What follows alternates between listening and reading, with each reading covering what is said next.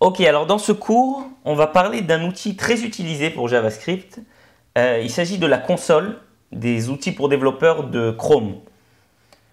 Ok, donc on met en place. Donc pour afficher les outils pour développeurs de Chrome, il y a plusieurs façons. La première, c'est de cliquer droit quelque part sur l'écran et de faire inspecter éléments. Et vous voyez, ça affiche tous vos outils ici. Maintenant, une autre façon, c'est par exemple de cliquer ici, de faire plus d'outils et d'aller sur outils pour développeurs directement ici.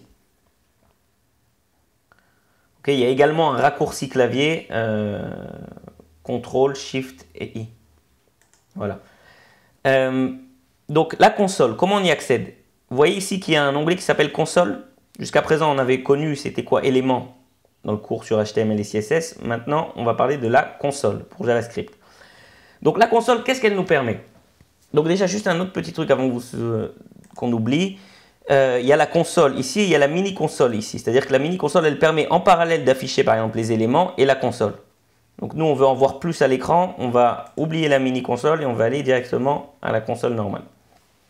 Donc voilà la console. Qu'est-ce qu'elle nous permet? Elle nous permet d'exécuter et d'afficher du JavaScript à l'écran. Je m'explique. Je vais dire quelques petits trucs là qui ne vont pas vous parler parce qu'on ne les a pas encore vus ensemble, mais on va les approfondir par la suite.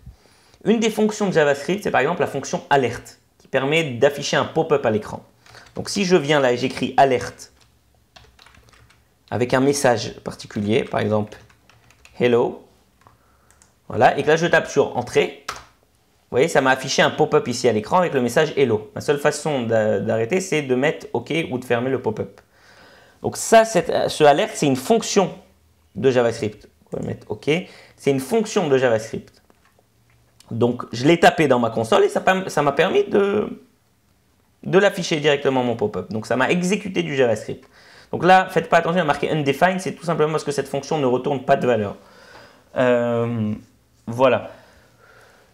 Un autre outil très utilisé avec la console, c'est ce qui permet de loguer. Okay, par exemple, imaginez que vous avez un certain processus dans lequel il y a l'étape 1, l'étape 2, l'étape 3 et à chaque fois vous voulez savoir à quelle étape vous êtes arrivé et suivre le processus dans la console.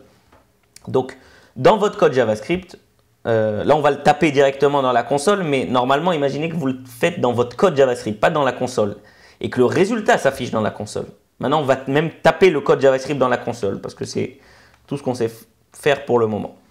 Donc, console log, c'est-à-dire que je log dans la console un certain message.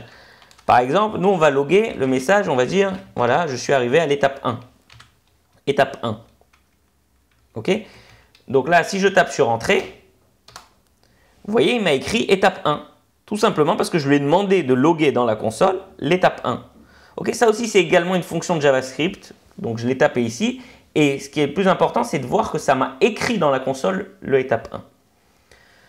Donc voilà, on vient de faire connaissance avec la console des outils pour développeurs de Google Chrome. Sachez qu'on va beaucoup l'utiliser par la suite.